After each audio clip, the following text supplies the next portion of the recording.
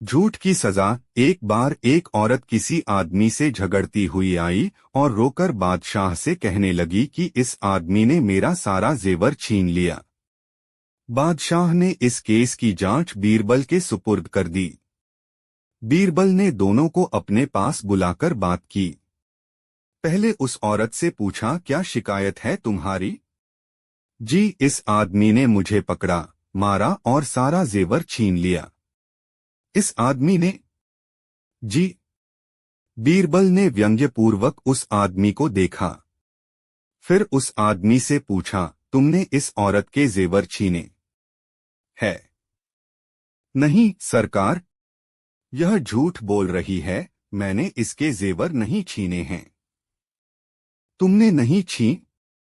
नहीं, मैंने नहीं छीने, मैंने तो देखे तक भी नहीं इसके पास जेवर। तुम झूठ बोल रहे हो। जी नहीं हजूर, मैं सच बोल रहा हूँ। तुम इस आदमी पर जेवर छीनने का इल्जाम लगा रही हो, यह मना कर रहा है। मैं तुमसे फिर पूछ रहा हूँ, सच सच बता दो। मैं सच कहती हूँ हजूर, इसने मेरे जेवर छीने हैं। कितने मूल्य के जेवर थे हुजूर? कम से कम 500 के थे। 500 रुपए यह आदमी तुम्हें देगा। दो भाई, इस औरत को 500 रुपए दो, लेकिन हुजूर इसे 500 रुपए दे दो। उस आदमी ने औरत को 500 रुपए दे दिए। 500 रुपए लेकर औरत चल पड़ी। वह बड़ी खुश थी, मगर वह आदमी परेशान था। जब औरत चली गई तो बीरबल ने उस आदमी से कहा, उस औरत के पीछे पीछे जाओ और छीन सको तो 500 रुपए को छीन लाओ। वह आदमी उनका मुंह देखने लगा। उसे बड़ा आश्चर्य हो रहा था। बीरबल ने कहा, देख क्या रहे हो, जाओ छीन लाओ। लेकिन जाओ भाई। वह आदमी चला गया। उसके जाने के बाद एक सभासद ने पूछा, तुमने पहले तो उस औरत को 500 रुपए दिलवा दिए और इस आदमी को रुपयों को छीनने के लिए कह दिया, ऐसा क्यों कर दिया? देखते रहो। क्या दिखाओगे? थोड़ी देर सब्र करो। थोड़ी देर बाद ही वह औरत उस आदमी को खींचती हुई वहीं लाई। उस औरत की मदद वे दोनों सिपाही कर रहे थे, जो बीरबल की आंखों का संकेत पाकर पीछे पीछे गए थे। उस औरत ने आते ही रोते हुए बताना शुरू कर दिया, हुजूर यह मुझे फिर लूट रहा था, मेरे रुपए छीन रहा था। छीन तो नहीं लिए? बीरबल ने पूछा। नहीं हुजूर, यह छीन नहीं सका। इसने छीनने की बहुत कोशिश की थी। झूठ मत बोलो, इसने छीनने की पूरी कोशिश नहीं की होगी। नहीं हुजूर, मैं झूठ नहीं बोल रही हूँ।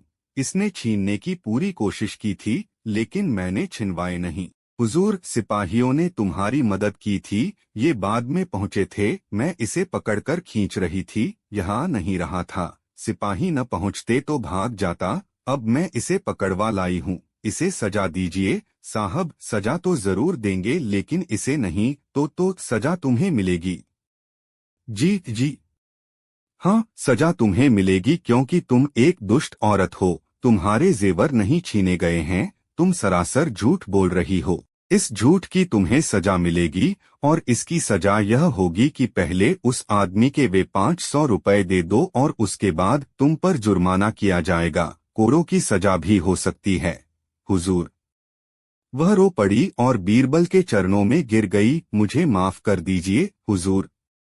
तुम्हें माफ कैसे कर सकते हैं, दुष्ट औरत? तुमने एक भोले भाले आदमी को ठगा है। जो आदमी तुमसे 500 रुपए नहीं छीन सका, उसने जेवर कैसे उतरवा दिए हैं? बोलो, तुमने बोला था न झूठ? हाँ सरकार, बोला था। उस झूठ की सजा मिलेगी। वह औरत बीरबल के पैरों में लौट गई, रोने और गिड़गिड़ाने लगी। बीरबल को दया आ गई। उन्होंने उस औरत से 500 रुपए लेकर उस सज्जन को दे दिए और उस औरत को शर्मिंदा करके छोड़ दिया। चुप सबसे भला। एक दिन बादशाह को नई तरंग सूझी। उसने बीरबल को तुरंत आज्ञा दी, बीरबल, एक ऐसा आदमी ढूंढ लाओ जो सब स्थानों का सरताज हो।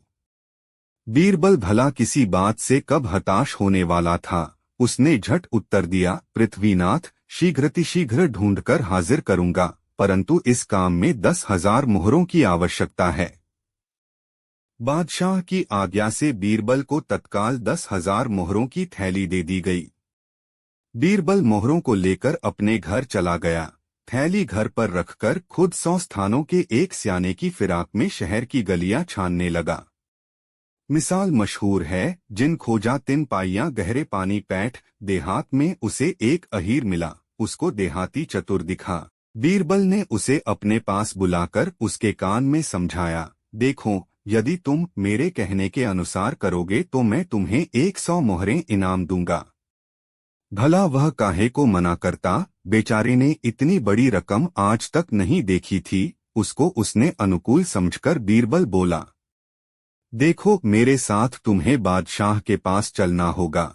यदि बादशाह तुमसे कुछ पूछे तो एकदम चुप रह जाना। वह बोला, बहुत अच्छा, ऐसा ही करूंगा। बीरबल उस अहीर को अच्छे वस्त्र पहनाकर शाही दरबार में भाई को राजी कर लिया और बीरबल के विरुद्ध भड़काया। उनके भड़काने में बेगम का भाई आ गया। आता क्यों न? भला इतने बड़े राज्य के मंत्री पद पर पहुंचने की किसे लालसा न थी। विरोधियों ने बेगम के भाई को अनेकों कार से प्रोत्साहित किया और कहा कि तुम्हारे जैसे प्रतिभा संपन्न व्यक्ति के रहते हुए राजा एक हिंदू को अपना वजीर बनाए, इसमें सबसे अधिक अपमान आप ही का है। यह सब कह सुनकर सीखा पढ़ाकर बेगम के पास उसके भाई को भेजा। बेगम के भाई ने भी मंत्री पद की लालसा से अपनी बहन राजा की बेगम के पास जा बीरबल की बहुत निंदा की और उसके विरुद्ध राजा को बीरबल को पदच्युत कर देने के लिए भरपूर कोशिश करने को कहा। बेगम अपने भाई के कथन को न टाल सकी और बादशाह से बीरबल का है हटा देने का अनुरोध किया। राजा के बहुत कुछ समझाने पर भी जब बेगम तस से मस न हुई तो उन्होंने बीरबल की बुद्धिमानी के सबूत में बहुत सी बातें बतलाईं और बोले कि उसके न रहने से कोई बहुत सी बातें बतलाई और बोले कि उसके न रहने से कोई राज्य का काम न संभाल सकेगा, इससे अपकीर्ति होगी। फिर बिना किसी अपराध के यह कैसे हो सकता है कि बीरबल को पदच्युत कर दिया जाए? मैंने तो सबकी योजना के अनुसार ही नियुक्ति की है, क्या तुमसे बीरबल की योग्यता छिपी है? बेगम ने जब देखा कि साधारण तरीके से राजा की मति पलट नहीं सकती और अपने भाई का भी कथन पूरा करना अनिवार्य है, ऐसी अवस्था में उसने अपने स्त्री सुलभ शस्त्रों को व्यवहार में लाने का निश्चय किया। रात को बेगम उदास रही, कुछ बोली नहीं। दूसरे दिन राजा रात में जब पुनः महल में आए तो नित्य प्रति की भांति न तो आज उसने उनका स्वागत ही किया, न कुछ बोली ही। राजा ने उदासी का कारण तो समझ ही लिया था, किंतु अनजान बनकर इस आकस्मिक क्रोध का कारण पूछने लगे। बेगम ने आंखों में कृत्रिम आंसू भरकर उत्तर दिया, यदि आप मुझे प्रसन्न देखना चाहते हैं तो बीरबल को शीघ्र ही पदच्युत करके उसके स्थान पर किसी मुसलमान को दीवान बनाएं, अन्यथा मैं जहर पीकर अपनी जान गंवा दूंगी। बेगम का निशाना राजा पर ठीक बैठा। राजा का दिल बेगम की बात मानने को कहता था, लेकिन कर्तव्य उन्हें ऐसा करने की आज्ञा न देता था। इस बात से बादशाह बहुत असमंजस में पड़ गए। कुछ समय तक चुप रहने के पश्चात बादशाह बेगम से कहने लगे कि बिना कसूर के बीरबल को पदच्युत कर देने से जनता में असंतोष फैल जाएगा, अतएव तुम कोई ऐसा उपाय बताओ जिससे बीरबल को कसूरवार ठहराया जा सके। ऐसा होने पर खुद वही पद त्याग कर अन्य स्थान पर चले जाएंगे, वे बड़े ही स्वाभिमानी हैं। बेगम को बादशाह की बात से कुछ धीरज हुआ, वह उपाय खोज निकालने में व्यस्त हो गई। कुछ देर पश्चात बेगम का चेहरा हर्ष से खिल उठा, वह एकदम उछल पड़ी और बादशाह से बोली कि इसकी बहुत आसान तरकीब समझ में आई है। वह यह है कि कल आप दिन निकलते ही बाग में रुष्ट होकर नापे और बीरबल से कहें कि बेगम को मनाने के लिए राजी करें। यदि तुम ला सको तो ठीक है, नहीं तो पद से अलहदा कर दिए जाओगे, किंतु इस बात को कहने के पश्चात इसका स्मरण रखेंगे कि कहीं बीरबल आपको भुलावा न दे दे। रात किसी तरह बीती। सूर्योदय से पहले ही बादशाह बेगम की अनबन की खबर सारे शहर में फैल गई। बीरबल को आया देख बादशाह ने बेगम के कथनानुसार ही हुक्म कह सुनाया।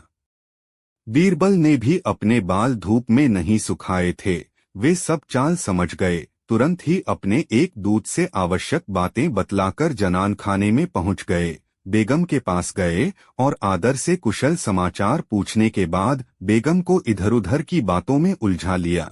इसी वक्त उनका सिखलाया हुआ दूत पहुंचा और बीरबल से बोला कि इस कलह का कारण आपकी ही कहा सुनी है। बादशाह अपनी बात पर अड़े हैं, आप व्यर्थ ही प्रयास क्यों कर रहे हैं? मेरी राय में भी आप बादशाह को मरमाती फलट दीजिए, यदि कहीं ये ऐसा कर बैठे तो इससे आपका बन जाएगा।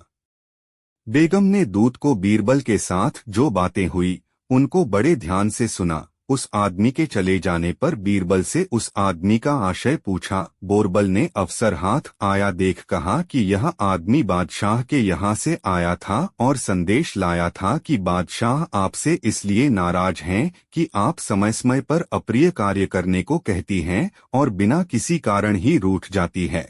इस कारण बादशाह का दिल आपसे बहुत ही खांच सा गया है। वे शीघ्र हो नई बेगम लाने वाले हैं। बीरबल के मुख से ऐसा सुनते ही बेगम ने अपने मन में विचार किया। उनके मन में विश्वास हो गया कि बादशाह नई बेगम लाने का उपाय कर रहे हैं, क्योंकि मैंने प्रातः उनसे बीरबल की निकालने का प्रस्ताव रखा था। बेगम को विचार करते देख बीरबल वहां से चले आए। उनके जाते ही बेगम कपड़े बदल पालकी में सवार हो वहां पहुंची जहां बादशाह थे। अनेक तरह से बादशाह की खुशामद की और अपनी दुष्टता के लिए माफी मांगने लगी। बादशाह यह देख बड़े आश्चर्य में पड़ गए। उन्होंने पूछा, यह क्या? तुमने इतनी जल्दी अपनी प्रतिज्ञा तोड़ दी। मालूम होता है कि बीरबल ने तुम्हें बहका दिया। बेगम ने कहा, स्वामी, बीरबल मुझे नहीं बहका सकते। मैं सब समझती हूँ और इतनी मूर्ख नहीं है। अब मैं आपको प्रेमिका बनूंगी और किसी अन्य को न बनने दूंगी। मेरे स्वामी, मुझे माफ कौनिए, अब कोई गुस्ताखी न होगी। बेगम की बातों से बादशाह समझ गया कि बीरबल ने जरूर कोई जादू कर दिया है। यह सोच बादशाह ने विश्वास दिलाया और कसम खाई कि मुझे किसी अन्य बेगम की तलाश नहीं है। तब जाकर उसको विश्वास हुआ। बादशाह ने उससे सारा हाल पूछा। बेगम ने बीरबल का कथन तथा गुप्त बातें सुनाई। राजा अत्यंत हंसे और बेगम भी समझ गई कि मैं बीरबल के बहकावे में आ गई थी, परंतु जब चिड़ियों ने खेत चुग लिया तो पछताने से क्या बेगम को इस हर का बड़ा सदमा पहुंचा। बादशाह की चतुरता स्वीकार की। उस दिन के बाद कोई बीरबल के खिलाफ कहता तो बेगम उससे उल्टी नाराज हो जाती थी। दूसरे दिन बीरबल और बादशाह आपस में मिले तो इसकी चर्चा छिड़ी और आपस में इसी विषय पर बहुत देर तक हास्य विनोद होता रहा। 2 माह का 1 माह। एक बार बादशाह अकबर ने बहुत सोच विचार के बाद यह तय किया कि 2 माह का 1 माह नियम करना चाहिए। इस संबंध में बीरबल से राय लेने के लिए बादशाह ने उसको अपना निश्चय सुनाया। बीरबल ने बादशाह के निश्चय की तारीफ करते हुए कहा कि इससे संसार का भी उपकार होगा, क्योंकि तब तो यह भी निश्चय होगा कि तब तक 1 माह चांदनी रात रहेगी। बीरबल की इस व्यंग्योचित पर तथा अपने को ऐसे में असमर्थ जान बादशाह शर्मिंदा हो गए।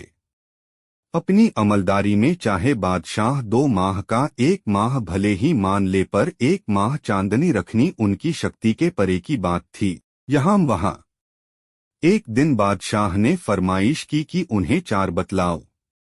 1 जो यहाँ हो वहाँ नहीं, 2 जो वहाँ तो हो यहाँ नहीं, 3 जो यहाँ भी नहीं वहाँ भी नहीं, 4 जो वहाँ और यहाँ दोनों जगह हो। बीरबल ने 2 दिन की मोहलत मांगते हुए कहा, जहाँ मैं 2 दिनों में आपने सामने चारों को हाजिर कर दूंगा। 2 दिनों के बाद बीरबल ने एक वेश्या, एक साधु भिखारी और एक दानवीर सेठ को बादशाह के सामने लाकर कर दिया। बादशाह ने भरे दरबार में रहस्य पूछा तो बीरबल बताया, यह वेश्या है जो यहाँ तो सुखी और संपन्न है, सारे इसके कदमों में बिछे हैं, परंतु यह पाप करती है। आठ यहाँ यह है, इसकी जगह वहाँ स्वर्ग में नहीं होंगी। दूसरे ये हैं साधु जो यहाँ कष्ट भोग रहे हैं, परंतु पुण्य तप करते हैं, ये यहाँ सुखी नहीं हैं, इनकी जगह वहाँ जरूर होग। तीसरा ये भिखारी है, ये यहाँ भी सुखी नहीं है और अचकर्म न करने के कारण यह वहाँ भी सुखी नहीं होगा। चौथे ये दानवीर सेठ हैं, ये यहाँ दान पुण्य करते हैं, इसलिए इनकी जगह वहाँ भी होगी, यहाँ भी सुखी हैं। इनकी जगह वहाँ है और यहाँ भी दोनों जगह पर हैं। बादशाह की फरमाइश पूरी हुई। उनकी समझ में आ गया। उन्होंने वेश्या को वहां तक आने की फीस, साधु को सम्मान, भिखारी को दान, सेठ को सम्मान